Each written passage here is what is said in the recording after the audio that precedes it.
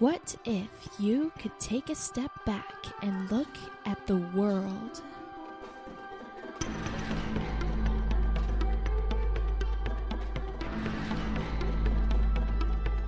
Explore the line between certainty and doubt.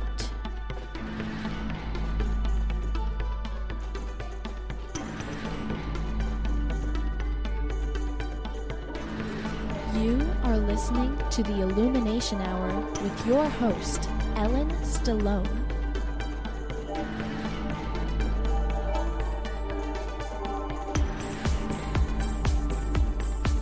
Hey everyone, welcome back to the Illumination Hour. It's me, your host Ellen. How's everyone doing this week? Are we having a great time reminiscing on the election season of 2016? You know, thinking back on it, I think one of the most pressing issues that has come up this year is that of justice. Now, what exactly is justice? That's a great question, and people have been trying to answer that for hundreds of years. I don't know if I'm going to be able to cover every aspect of it because there's just too many. There's so many different arguments about what is right, what is just, what is fair. There's even different perspectives from different philosophers and different authors. There's even different kinds of justice itself. So I'm going to try and discuss the topic today and maybe figure out some aspects of justice that may be right and some that are unnecessary. So I guess the best place to start would be at the beginning. Can we come up with a decent definition of what justice is, and then maybe begin to unpack it? Justice can be defined as a broad notion that is based on concepts of moral rightness that incorporate varying perspectives on fairness, ethics, rationality, religion, and law. In most cases, the idea of justice is divided into two separate categories: social justice and procedural justice. Social justice is generally found in religion and philosophy, while procedural justice is typically associated with the application of laws. It's usually used as a word that is synonymous with fairness. Whether in a courtroom or in the workplace, individuals desire to receive fair treatment. The image of justice is typically depicted wearing a blindfold and holding scales, which are used to weigh both sides of an issue equally. Individuals seek fair and impartial treatment that is not based on skin color, gender, or sexual orientation. But justice can help individuals receive equal treatment. However, it is a multifaceted concept with various meanings across cultures. This is generally the result of different cultures sharing different histories, mythologies, or religion. It's important to remember that justice is directly influenced by the ethics and values of each culture.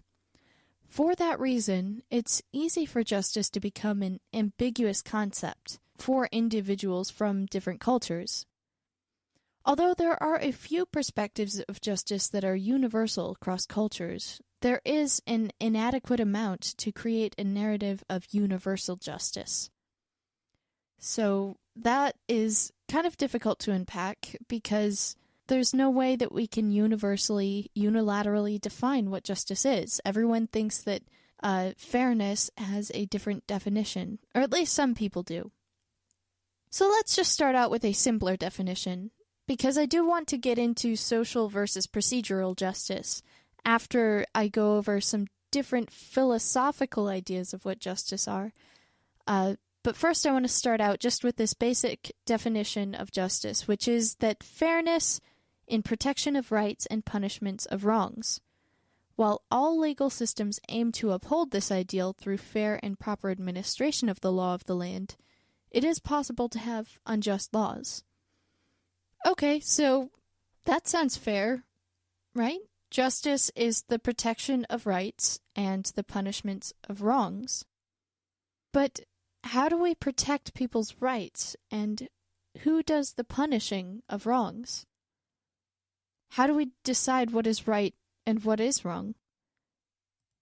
And this is where it helps to bring in the opinions of other philosophers, because each philosopher has their own definition of what can be deemed as good or bad, right or wrong, and what is fair and what is just. So first, I would like to start by discussing Immanuel Kant and his theory of justice, and I have an article here from libertarianism.org. This is by George H. Smith. It starts out by saying, Immanuel Kant distinguished justice from other moral principles by noting the rules of justice pertain exclusively to external actions and do not depend on virtuous motives for their fulfillment. So this is an important distinguishing feature because in philosophy, when we're talking about justice, there's generally two large groups that people split up into. There's the deontologists, who think that moral worth depends on the worth of the intent or will behind the action, and not from any real or expected results of the willing or action. So as long as you have a good reason for doing what you did, then you should be in the right. On the other side of the coin, there are the consequentialists, who believe that the moral worth of an action depend on the results of that action, which means the action is separate from the actor in assessing morality. So it doesn't matter what you meant when you did something. All that matters are the repercussions of that action. Okay, so it says here Kant is a consequentialist. He believes that justice pertains exclusively to external actions and don't depend on the virtuous motives. It is primarily for this reason that only the rules of justice can properly be the subject of human or positive legislation. We can't compel others to be virtuous, since virtue presupposes a free act of the will. But we can rightfully compel others to observe the rules of justice and punish those who violate rights. Okay, so that's fair. We can't make others be good people, but we can punish people who violate other people's rights. So let's lead the story with a highly interesting, if densely written passage about coercion and freedom from Kant himself. Any opposition that counteracts the hindrance of an effect promotes that effect and is consistent with it. Now, everything that is unjust is a hindrance to freedom according to universal laws. Coercion, however, is a hindrance or opposition to freedom. Consequently, if a certain use of freedom is itself a hindrance to freedom according to universal law, that is, unjust, then the use of coercion to counteract it, inasmuch as it is the preservation of a hindrance to freedom, is consistent with freedom according to universal laws. In other words, this use of coercion is just. It follows by the law of contradiction that justice is united with the authorization to use coercion against anyone who violates justice, or a right. And that's from Kant's book, The Metaphysical Elements of Justice, Part 1 of the Metaphysics of Morals. This passage may be difficult to follow, so let's spend a little time unpacking what Kant was getting at here. His basic point is that it is an error to conceive of a juridical right, or a right of justice, as consisting of two separate elements. First, the obligation of others to respect my rights, and second, my right to use defensive force against those who initiate coercion against me in an effort to violate my rights. These are the same thing, viewed from different perspectives. Rights are enforceable moral claims against others. So, in stating that others have an obligation to respect my rights, we are simultaneously affirming my right to use force to protect my rights. A right pertains solely to external actions, not to the inner motives of acting agents. For anyone can still be free, even though I am quite indifferent to this freedom, or even though I might in my heart wish to infringe on this freedom. And since the categorical imperative mandates that natural rights must be universally and equally applicable to every human being, since I may not claim a natural right for myself that I deny to others to posit exceptions when I regard those exceptions as expedient, a universal principle of justice means, at least in part, that every person is morally authorized to use force to protect his or her rights. All justice and every right are united with the authorization to use coercion against violators. So there is something thrown in there that I want to expound on a little bit, the categorical imperative. So Kant believes that there is only one categorical imperative, which can be expressed in two different ways. First, you could say that people should only act in such a way that their maxims or actions could be universal law. Secondly, this could be expressed as act so that you treat humanity, yourself, or others as ends and never as means only. So basically he's saying don't use people. Okay, so don't do things that you wouldn't want to see other people do, and don't use people as a means. Also, if you're paying attention, you notice that Kant also answers here, who should be enforcing justice? Here he says that it is each individual who has the right to enforce their own justice. Kant divides rights into two basic types, innate and acquired. An innate right is a natural right that we're born with in the virtue of our rational and volitional nature, or what Kant sometimes calls our humanity.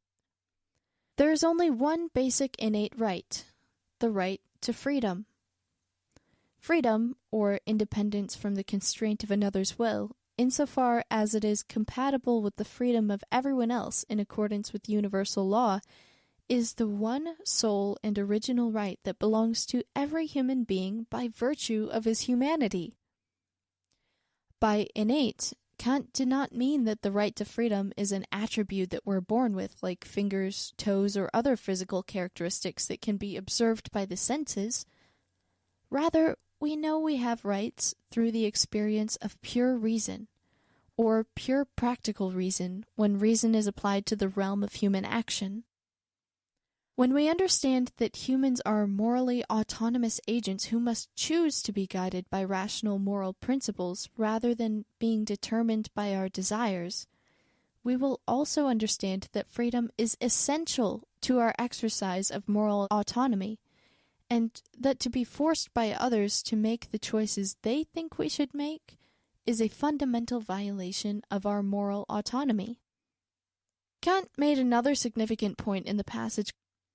He was attempting to show why the right to freedom does not include the freedom to violate the rights of other people. Indeed, to claim any such right is a contradiction in terms. Why?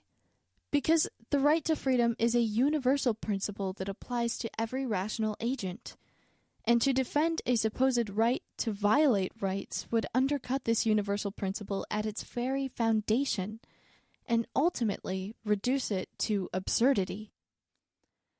For Kant, to claim that I have a right is simultaneously to claim that I have a right to use force in defense of my freedom.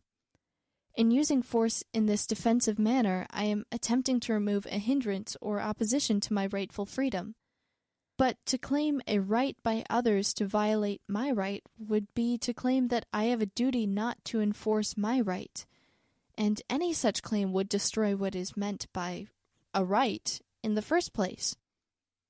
Also, another very important thing that we have to remember when thinking about what we want to see justice as, we have to remain consistent with it and apply it to each person equally, because each person is, after all, human, and we're trying to make justice universal. When Kant affirmed freedom as the fundamental right of rational agents, we must always keep in mind that he meant a freedom that is consistent with his categorical imperative, which means a right to freedom that can be attributed equally to every individual, or a freedom that can be exercised by every person simultaneously without generating conflict. This is why force used to protect our right to freedom is morally justifiable. whereas force used to violate our right to freedom amounts to nothing more than mere violence. Any alleged right to restrict the legitimate freedom of others would inject an ineradicable conflict into rights theory and its rules out of court for that reason alone. To forbid by legal means the freedom to violate rights is therefore consistent with freedom according to universal laws of justice. Kant also identified 3 corollaries of his theory of justice that deserve brief mention.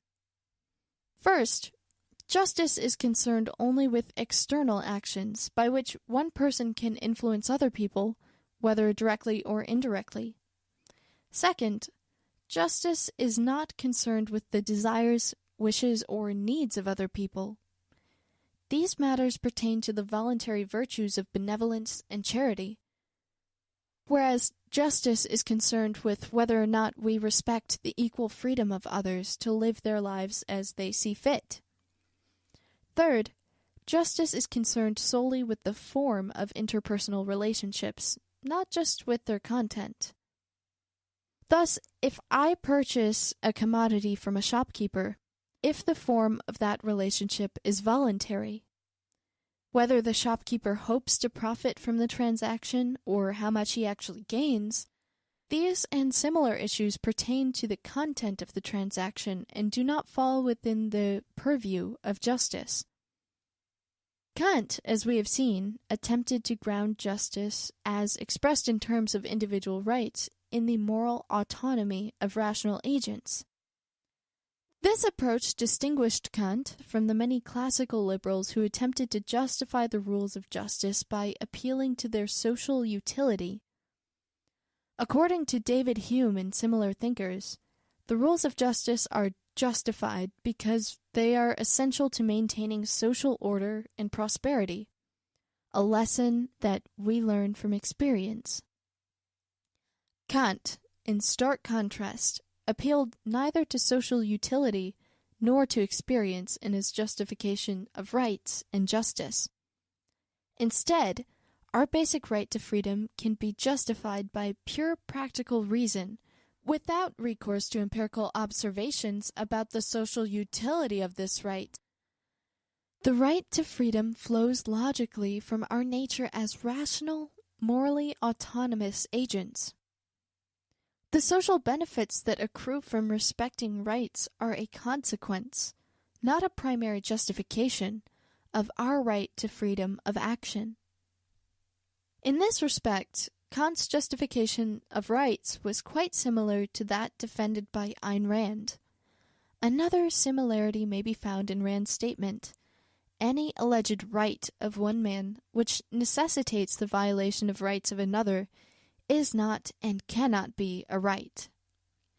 In addition, Rand and Kant agree that physical force and fraud are the 2 basic methods by which rights can be violated, and that only retaliatory force is justified. Kant would have agreed wholeheartedly with this characterization of rights by Rand. Thus, for every individual, a right is the moral sanction of a positive, of his freedom to act on his own judgment, for his own goals, by his own voluntary, uncoerced choice. As to his neighbors, his rights impose no obligations on them except of a negative kind, to abstain from violating his rights. Of course, these and other similarities between Kant and Rand should not be pushed too far. There are significant differences as well, but one other similarity is worth mentioning, namely, the stress that both philosophers placed on private property rights in external goods. According to Rand, without property rights, no other rights are possible. Kant discusses property rights in more detail than Rand did, and at times his defense may seem convoluted to the modern reader. But the following summary by Howard Williams accurately indicates the importance that Kant attributed to property rights. Kant comes to identify the institution of property with freedom because he sees it in a fundamental sense as an extension of the self, an object which is, he argues, My property belongs solely and exclusively to myself, and it is my right to consume or use it in whatever way I please. Indeed, so strongly does the individual feel about his ownership, Kant thinks, that if somebody takes it without his consent, they harm the individual just as much as though they had injured his body. From this point of view, the individual has every justification in feeling as upset about the theft of a favorite book as he has about a bruised knee. To threaten the individual's property, in the sense of its being an extension of the self, prejudices not only his feelings of well-being, but also his very existence. So this is a theory of justice that I can get down with. I believe that Kant is on to some really good, important points here. Mainly that people should act in a way that can be universally applied, and also that each individual's rights can be defended.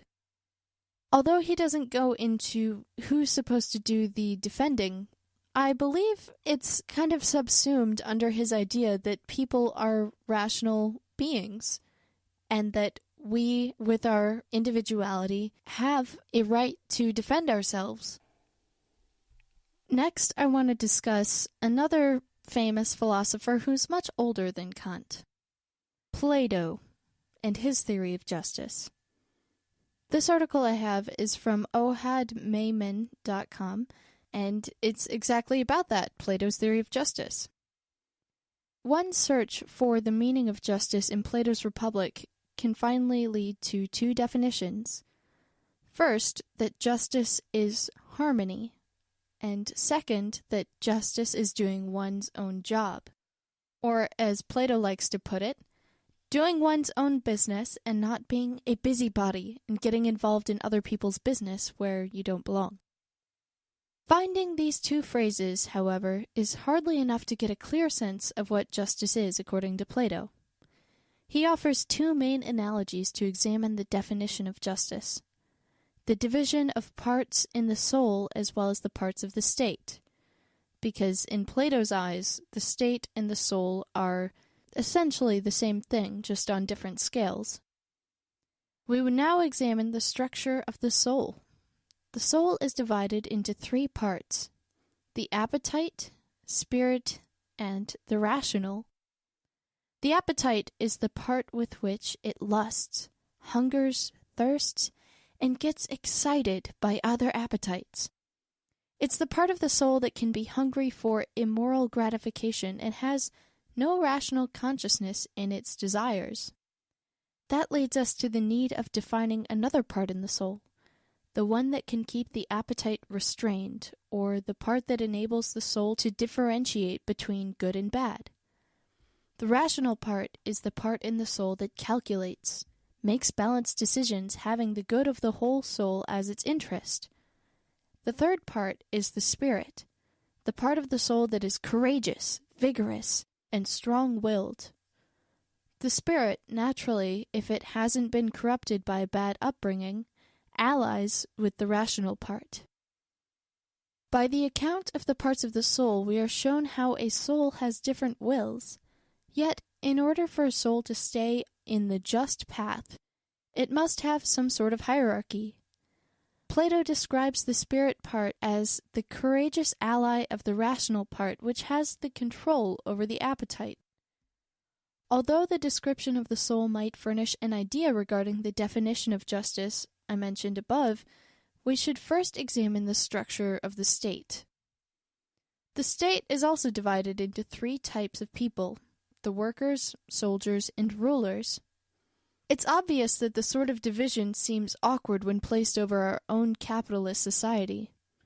We must keep in mind that in the republic that Plato is describing, each individual is directed by vast education and the utmost care towards the work he could do with excellence.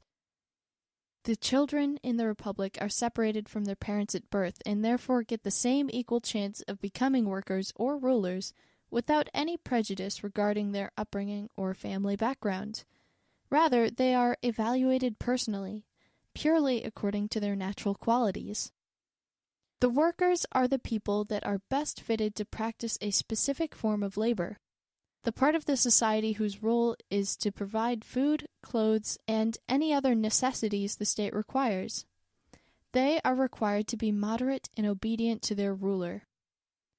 The soldiers are the people that are best fitted to fight, people that are spirited and that pass the test of the state by holding firmly to the patriotic attitudes needed in order to defend the state from foreign and domestic enemies. They must possess the virtue of courage and be well educated in order to stay loyal and not harm the citizens, although they are naturally stronger. The rulers are the people who possess the virtue of wisdom. They must not seek the glory and fame of being a ruler. Rather, it should just be perceived as the duty of those who are fitted to rule to take on the burden of ruling their state. The rulers are people that have the interest of the whole in mind. They love their state, and they understand its rules, and therefore will do everything within their power to preserve it. So Plato's idea of republic is not entirely in itself just, first of all, because it separates children from their parents at birth, and secondly, because it presumes to decide who gets to be in what class, instead of letting people decide for themselves as rational beings. Anyway, to continue, the division of people into predetermined types in the state is assumed to be done truthfully, according to their natural abilities. To soldiers who cannot understand what possessing wisdom means because they lack it, or to workers that lack both courage and wisdom, Plato uses the noble lie. That is the idea that Mother Nature creates people out of three materials, gold, silver, and bronze, when obviously the golden people are fit to rule, the silver are fit to guard, and the bronze are best naturally fitted to work. Both accounts have a similar structure. Plato claims that justice is the same in the soul and in the state. The resemblance suggests that both the workers and the appetite share the virtue of moderation, for they have to be moderate in their desires. Both the guardians and the spirit share the virtue of courage in order to guard the whole. Finally, both the ruler and the rational share the virtue of wisdom in order to control the workers and the appetite, with the help of the guardians or the spirit, all in one goal that is the good of the whole, the state or the soul. Would a soul that lets the appetite part take over and commits criminal acts regardless of their consequences, or allows the spirit to burst into irrational anger, be considered a just soul? This rhetorical question supports the definition of justice as harmony.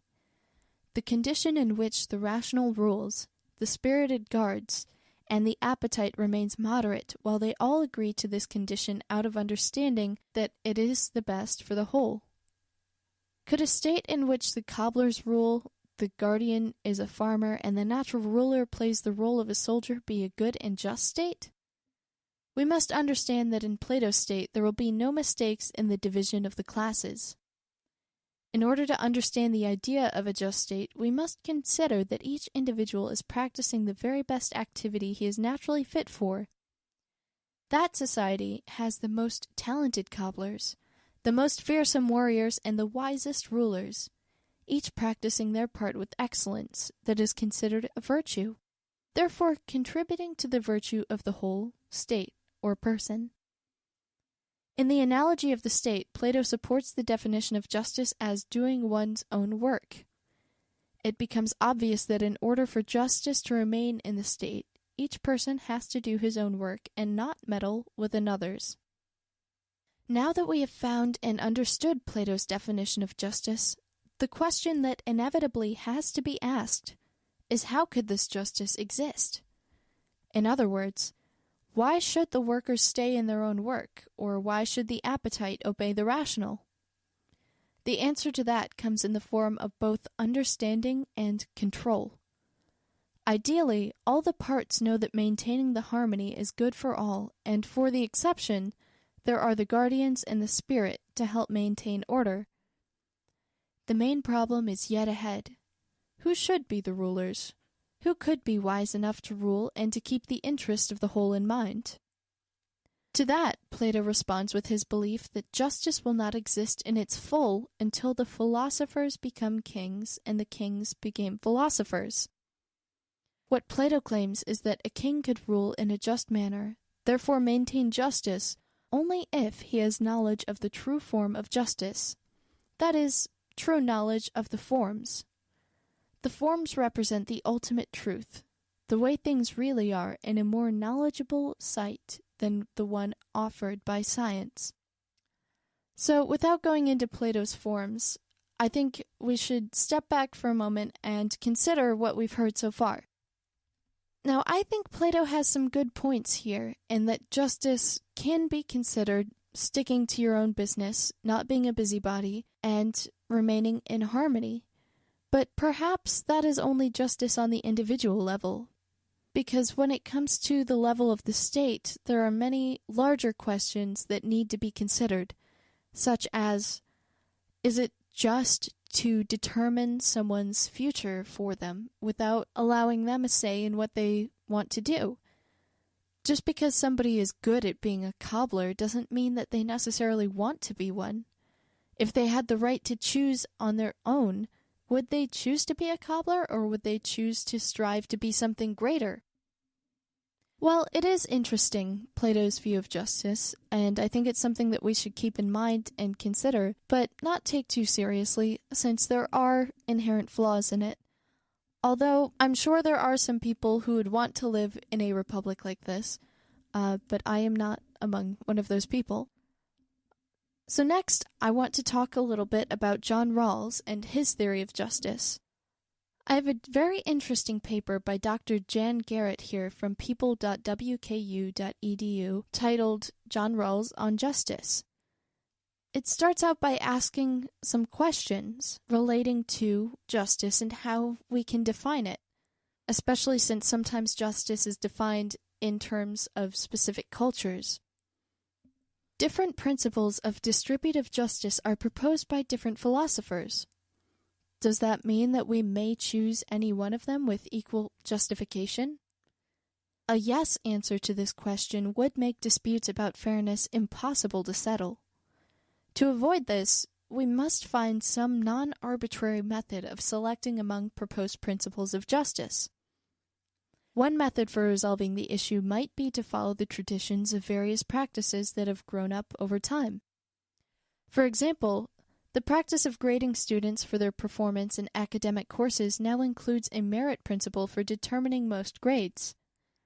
The grade a student receives should reflect the quantity and quality of their work. It might be said in defense of such traditions that they have survived because they have proven more satisfactory to the parties affected, considered collectively, than any other conceivable alternatives, such as giving everyone the same grade, or handing out grades in accordance with the student's ability to pay. To argue this way would be to reinforce the argument from tradition, by a kind of utilitarian argument. Let's optimize society's satisfaction. But traditions can be oppressive and unjust. Activities that take place within unjust social systems can themselves be unjust in spite of their traditional nature. Thus, a practice of giving a person that which is his can be unjust. Suppose this rule is included within a system of slave property. The property in question is a slave, and the practice would require someone meeting an escaped slave to return the slave to his or her master. The fact that the slave system is unjust raises doubts about the justice of activities that occur within this system, such as returning escaped property to its owner. What is needed is a way to determine when social systems or the rules of justice that govern society as a whole are just. Such an approach to the selection of rules to distributive justice is provided by John Rawls. Rawls' approach is not utilitarian and does not rely heavily on arguments from tradition. We are to imagine ourselves in what Rawls calls the original position. We are all self-interested rational persons, and we stand behind a veil of ignorance. To say that we are self-interested rational persons is to say that we are motivated to select, in an informed and enlightened way, whatever seems advantageous for ourselves. To say that we are behind a veil of ignorance is to say we don't know the following sorts of things: our sex, race, physical handicaps, generation, social class of our parents, etc. But self-interested rational persons are not ignorant of the general types of possible situations in which humans can find themselves, or the general facts about human psychology and human nature. Self-interested rational persons behind the veil of ignorance are given the task of choosing the principles that shall govern actual world. Rawls believes that he has set up an inherently fair procedure here. Because of the fairness of the procedure Rawls has described, he says the principles that would be chosen by means of this procedure would be fair principles. A self-interested rational person behind the veil of ignorance would not want to belong to a race or gender or sexual orientation that turns out to be discriminated against. Such a person would not wish to be a handicapped person in a society where handicapped are treated without respect. So principles would be adopted that oppose discrimination. Likewise, a self-interested rational person would not want to belong to a generation which has been allocated a lower than average quantity of resources. So they would endorse the principle, each generation should have roughly equal resources, or each generation should leave the next at least as many resources as they possessed at the start. The corollary of this, in right terms, is that all generations have the same rights to resources, future as well as present. Rawls argues that self-interested rational persons behind the veil of ignorance would choose two general principles of justice to structure the society in the real world. First, the principle of equal liberty. Each person has an equal right to the most extensive liberties compatible with similar liberties for all. This is an egalitarian viewpoint. And secondly, difference principles. Social and economic inequalities should be arranged so that they are both to the greatest benefit of the least advantageous person and attached to offices and positions open to all under conditions of equal opportunity. This is egalitarian since it distributes extensive liberties equally to all persons. It is also quite egalitarian since it distributes opportunities to be considered for offices and positions in an equal manner. Giving the greatest benefits to the least advantageous person is not egalitarian but makes benefit for some, those with greater talents or training, proportionate to their contribution towards benefiting the least advantaged person. The principle of equal liberty obviously echoes, without exactly duplicating, libertarianism in its commitment to extensive liberties. What does the difference principle mean, though? It means that society may undertake projects that require giving some persons more power, income, status, etc., than others, such as paying accountants and upper-level managers more than assembly line operatives, provided that the following conditions are met. First, the project will make life better off for the people who are now worse off, for example, by raising the living standard of everyone in the community and empowering the least advantaged person to the extent consistent with their well-being. And access to the privileged position is not blocked by discrimination according to irrelevant criteria. The difference principle has elements of other familiar ethical theories. The socialist idea that responsibilities or burdens should be distributed according to ability and benefits according to need is partly contained within the difference principle. We may reasonably assume that the least advantaged have the greatest needs and that those who receive special powers, hinted at under social inequalities, also have special responsibilities or burdens. However, the merit principle that the use of special skills should be rewarded is also included in the difference principle. What the difference principle does not permit is a change in social and economic institutions that makes life better for those who are already well off, but does nothing for those who are already disadvantaged or makes their life worse. For example, policies that permit nuclear power plants which degrade the environment for nearby family farmers but provide jobs for already well-paid professionals who come into the big cities. I do have some questions regarding John Rawls' principles of justice. I don't question the principle of equal liberty. That sounds very fair, in that each person has an equal right to the most extensive liberties compatible with similar liberties for all. What I do have questions with is the difference principle, that social and economic inequalities should be arranged so that they are to the greatest benefit of the least advantaged person and attached to offices and positions open to all under conditions of equal opportunity. Where I see the problem is that social and economic inequalities are not something that should be decided by a ruling class. Because that's what this principle assumes, is that there is a ruling class of people who are making the decisions of who gets what advantages. Even if these rules of society were determined by the entire society, there's no way that everybody would agree on what is just. There's certain people who would not want to give up their money that they've earned to people who are disadvantaged. Equally, there may be some disabled people who don't want to take advantage of people who are doing a larger share of the work or taking on more of the burdens. This whole principle of justice has a feeling of being centrally planned and controlled, and that is not the way that society thrives. Society thrives when individuals are able to make decisions for themselves, as people are self-interested and rational. If we are self-interested and rational, then can we not decide what is right for ourselves? Or do we need the rest of society to help us and tell us what they think is best? Anyway, I'm not here to give you all the answers. I'm just here to help you explore this topic. So now we've explored a few different philosophers' ideas of what justice is.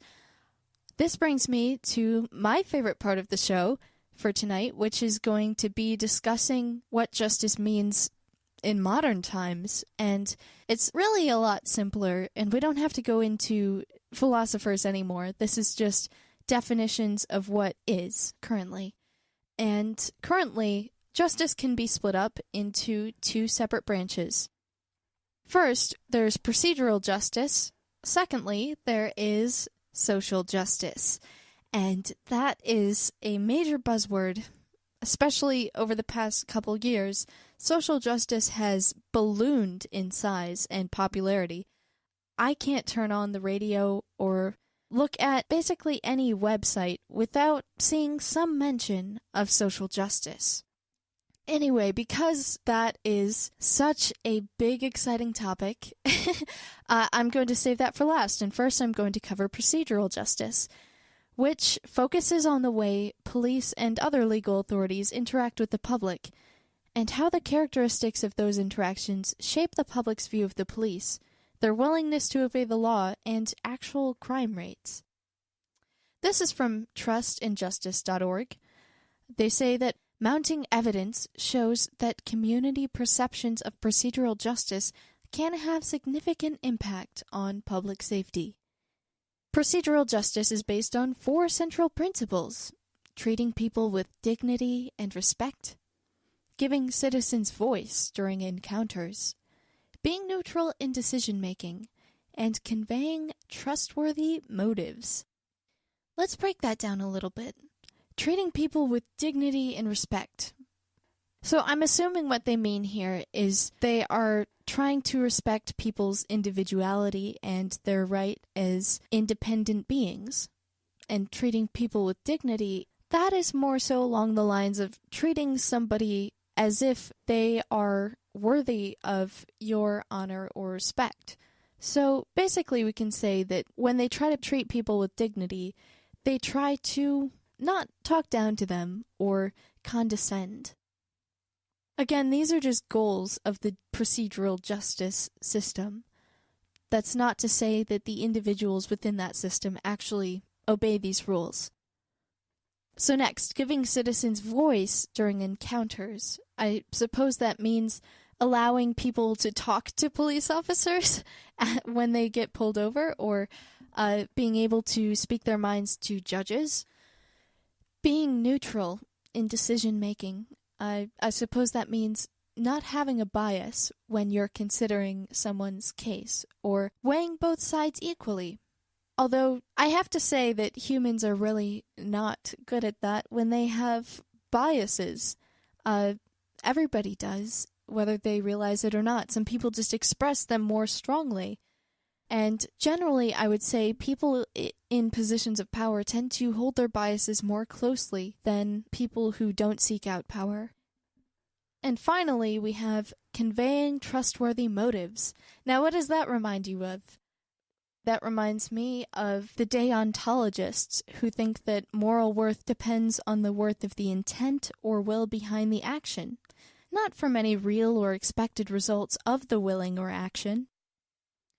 So this is interesting. This is the first time I have heard or read, at least in this show, a viewpoint where the deontologists coincide with the consequentialist. So basically they're saying not only do the consequences matter, but also our intentions matter. They're somehow equal parts of an entire whole that is justice. It's unfortunate that it is coming from this article, this source, but I believe that intentions do matter on some level to people. After all, it's an often cited excuse for things to make people feel better. Well, it must be true that most people see intention on an equal level, or at least consider it in coincidence with the consequences of actions, because research demonstrates that these principles contribute to relationships between authorities and the community, in which 1. The community has trust and confidence in the police as honest, unbiased, benevolent, and lawful. 2. The community feels obligated to follow the laws and the dictates of legal authorities. And 3. The community feels that it shares a common set of interests and values with the police. So in this situation, police are acting as the enforcers of just laws, supposedly. But as we mentioned earlier, laws can be unjust. And police are humans just like everyone else, and they all have their own biases and make mistakes sometimes.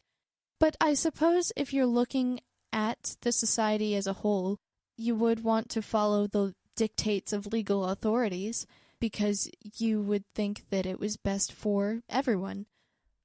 However, most people are more self-interested than that and do not feel obligated to follow every law. In fact, it's almost impossible to not break a law every single day. Most people speed on their way to work or use their phone while they're driving. It's as simple as something like that, and you've broken the law. You violated a dictate of the authorities. And although it was good for you individually, perhaps you had some important message you had to return. It's not good for society as a whole, therefore you must be punished. But in that situation, who is more justified? Is it you for defending your right to do what you want with your possessions? Or is it the enforcer of society's will, the police, who's trying to defend everyone else's life against you? Regardless, there is a procedure, and procedurally just policing is essential to the development of goodwill between police and communities, and is closely linked to improving community perceptions of police legitimacy, the belief that the authorities have the right to dictate proper behavior. So people obeying the laws gives the law justification. And there are many common examples of situations when people do not obey laws, and it's largely because they don't believe that the laws are legitimate. Anyway, research shows that when communities view police authority as legitimate, they're more likely to cooperate with police and obey the law. Establishing and maintaining police legitimacy promotes the acceptance of police decisions, correlates with high levels of law-abidingness, and makes it more likely that police and communities will collaborate to combat crime. I don't even want to get into how creepy that sounds.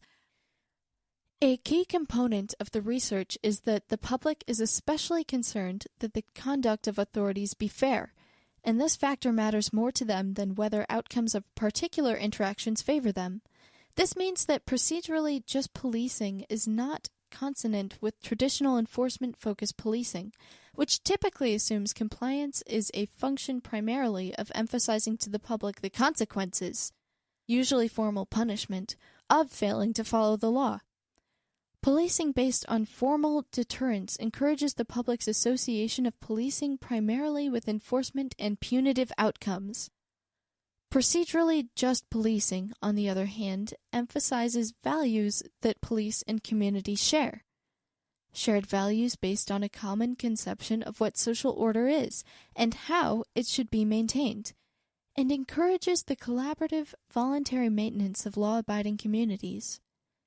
Research indicates that this latter approach is far more effective at producing law-abiding citizens than the former.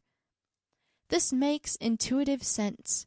People welcome being treated as equals with a stake in keeping their communities safe, as opposed to being treated as subjects of a capricious justice system enforced by police who punish them for ambiguous, if not arbitrary, reasons. It does make intuitive sense. And I wonder why, if it was so intuitive, for the longest time, we have had a justice system based on punitive outcomes.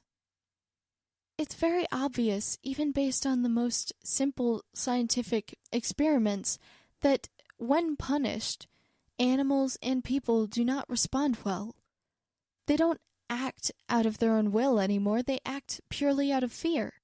And fear makes people do crazy things. If people feel like they are working in cooperation with each other and don't have any fears of what might happen to them if they do something wrong, or at least have less fears, then they're more likely to behave in a way that is natural to them. They're more likely to do what they want, and not just what you want them to. So that is what procedural justice is. It's mainly focusing on the way that people interact with the justice system and how these interactions shape the way people view the system that they live under. So that's just the one side of justice. On the other side, we have social justice. And although we've all heard stories about social justice, I just want to define more what it is, essentially. And this definition comes from appstate.edu. It's written by the Department of Government and Justice Studies. So, what is social justice? Well, it's defined as promoting a just society by challenging injustice and valuing diversity. So that doesn't sound so bad, challenging injustice. That's what people should do anyway. It's their moral obligation as independent, rational beings. Justice should be applied equally to everyone. So when justice is not applied equally, injustice exists, therefore undermining the entire idea of justice. So it is right for people to challenge injustice. And the next thing they mentioned was valuing diversity. Now, sure, on the surface that sounds great, but how far do we take valuing diversity? Do we take it to the level to where a person is denied a job solely because they're white and the company already has 90% white employees? So do we begin to treat people unfairly in order to value diversity? Well, that doesn't seem quite right. Sure, diversity can be a good thing, especially when you're looking at it from a biological standpoint. Having a wider variety of biological diversity actually enhances the health of the ecosystem as a whole. But that's not to say that people need to create a bias for diversity, thereby undermining individual justice. Anyway, social justice exists when all people share a common humanity and therefore have a right to equitable treatment, support for their human rights, and a fair allocation of community resources. That's actually not true. People don't have a right to equitable treatment. They don't have a right to any sort of treatment, really. They have a right to their own freedom and justice. But that doesn't mean that they have a right to somebody's goodwill. That doesn't mean that they have a right to tell somebody to be nice to them. Next, support for their human rights. Well, sure, that sounds nice again, but that doesn't mean that because it sounds nice, it's logical. Again, you cannot force somebody to support you or your human rights. You have to be your own arbiter in that situation. Again, isn't being an individual about taking individual responsibility? The final part of that statement, a fair allocation of community resources. Well, doesn't that sound a lot like socialism? And we all know how well that turns out, where everybody shares everything equally, but not everyone does a fair amount of the work. What incentive is there for anybody to allocate fairly common resources? If they're common, everybody's going to want a piece of them, and the biggest piece they can get. So there's really no way that we can ensure the right to equitable treatment, support for human rights, or a fair allocation of community resources. But this is supposedly what is socially just. In conditions of social justice, people are not to be discriminated against, nor their welfare and well-being constrained or prejudiced on the basis of gender, sex, religion, political affiliation, age, race, belief, disability, location, social class, socioeconomic circumstances, or any other characteristic of background or group membership. So we're supposed to just view people unilaterally as the same. But that doesn't seem realistic. I mean, how can we treat everybody exactly the same? It doesn't seem to work out in real-world situations. Yet to be socially just, we must see everybody as absolutely equal in everything. I'm sorry, but the universe is just too chaotic for that. There are no two people that are equal in almost anything. I mean, sure, everybody has the equal status as a person and deserves equal respect for their individuality and their property, but everything else is already defined by them. Each person individually decides what their sexuality, their religious stance, political stance, beliefs are. Most people decide where they're living or what social class they're in by, what job they choose and how hard they work. People can even decide now what gender they want to be. And like it or not, these aspects of a person do color the way that we judge them. That doesn't mean we should unfairly judge them. I don't think racism or sexism is a good lens to look at the world through. It's certainly unfair, but that's because it doesn't make any sense. It's irrational. And it's unfortunate, but it's that person's fault if they choose to live their life in an irrational way. That doesn't mean that you have a right to make them not see the world through the lens of racism or sexism or whatever it is. They have just as much right to their opinion as you do. And to silence that opinion is to silence valuable discussion that should be had for the mutual benefit of everyone. People learn and grow from these sorts of discussions. But to continue, social justice is generally equated with the notion of equality or equal opportunity in society. Although equality is undeniably part of social justice, the meaning of social justice is actually much broader. Further, equal opportunity and similar phrases such as personal responsibility have been used to diminish the perspective for realizing social justice by justifying enormous inequalities in modern society. Wow. So, saying that people should be responsible for their own actions justifies inequalities in society? If that is the logical basis for this argument for social justice, I cannot buy that. If everybody was personally responsible, they wouldn't have to rely on everybody else in the world to be responsible. It's just not a wise decision personally, and also would never work out if you relied on everyone else for the way you felt, or if you relied on everyone else to make the changes in your life that you wanted to see. Justice today is a very poorly formed idea of what justice should be ideally. It's enforced in such a way that there really is no justice. And the two branches of justice, which are social and procedural, are both very flawed.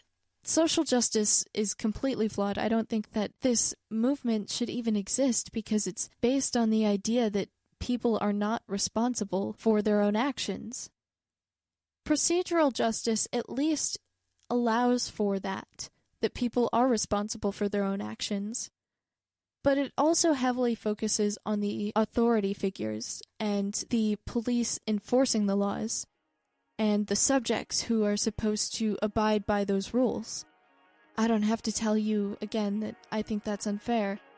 But of the two sides of justice, I would say that once you have the basis of what just is, the protection of rights and the punishment of wrongs, fairness to every individual, the ability to protect yourself against wrongs, the ability for you to live your life in accordance with what is right to you. Once we have that theory of justice together, we don't need social justice. Before I ramble on too much further, I have to wrap this show up, so thank you so much everybody for listening to this episode. If you have any questions or comments, please email me at illuminationhour@gmail.com. Thanks again, everyone. See you next week.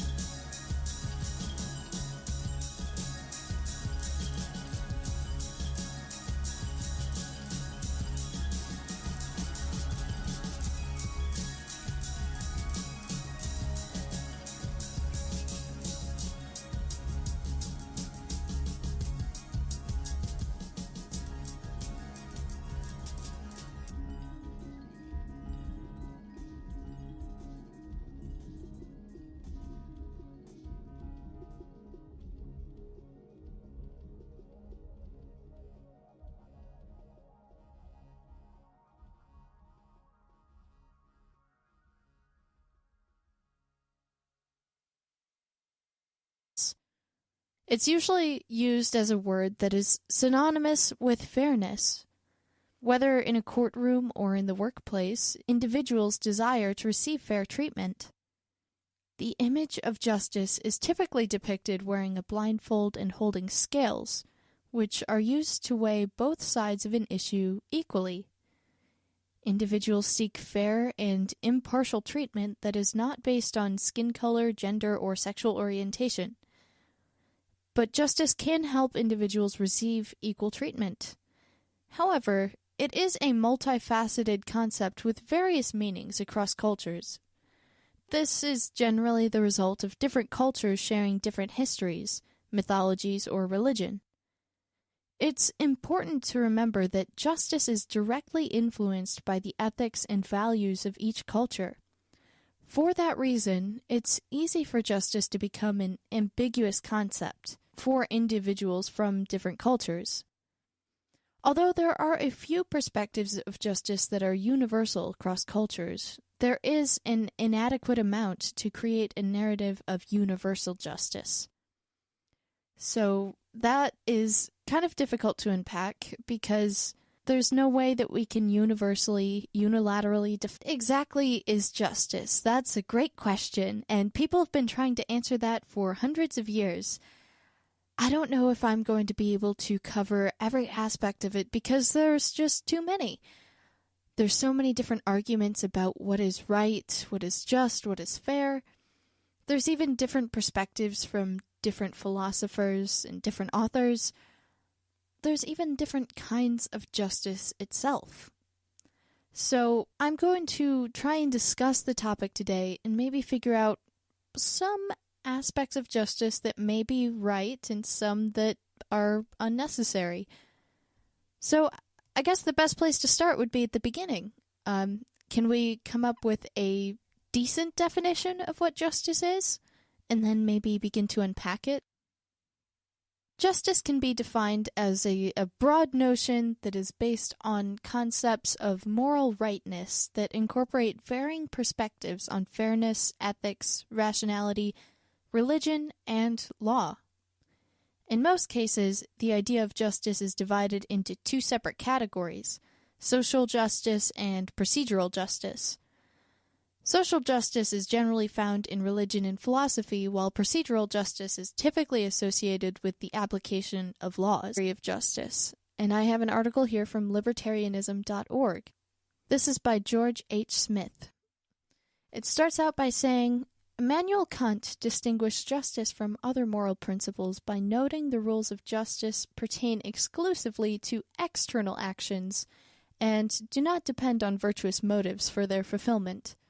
So this is an important distinguishing feature because in philosophy, when we're talking about justice, there's generally two large groups that people split up into.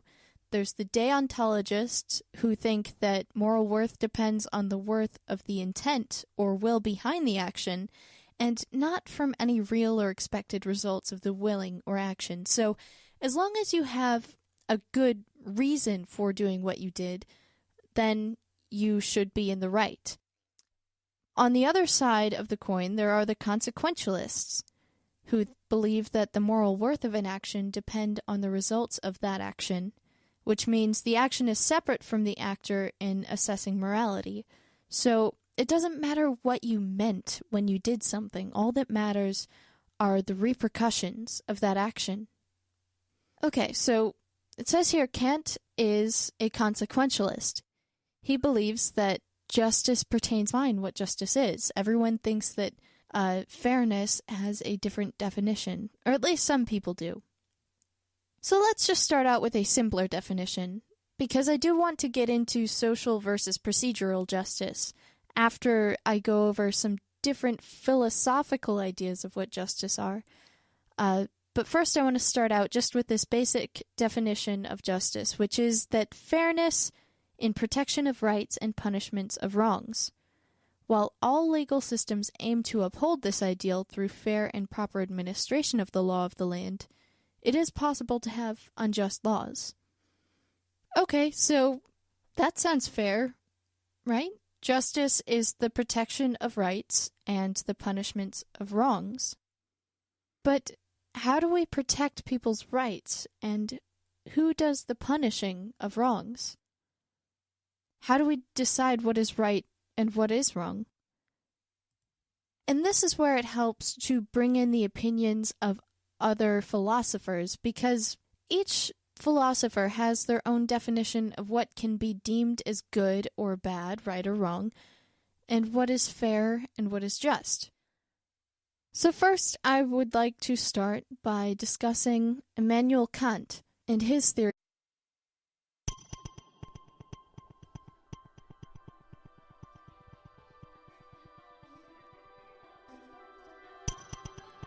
What if you could take a step back and look at the world?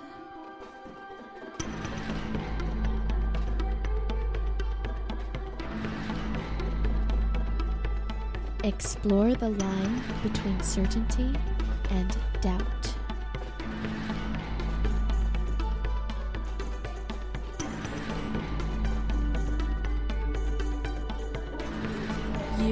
are listening to the Illumination Hour with your host, Ellen Stallone.